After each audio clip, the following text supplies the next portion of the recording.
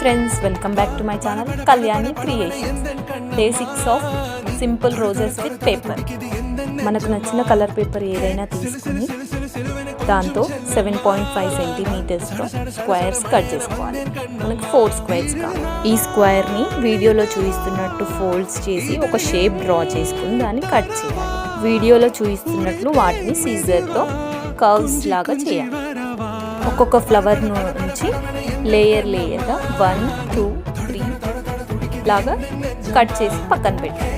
వాటన్నిటిని వీడియోలో చూసినట్టు పేస్ట్ చేసేసుకోవాలి. వాటిని లేయర్ బై లేయర్ పేస్ట్ చేస్తూ వస్తే మనకు రోజ్ ఫ్లవర్ రెడీ అవుతుంది.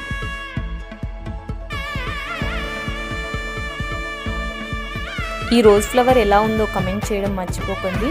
అలాగే ఇలాంటి మరెన్నో వీడియోలు చూడాలంటే మన ఛానల్ని సబ్స్క్రైబ్ చేసుకోవాలి కదా. So subscribe to our channel Kalyani creations.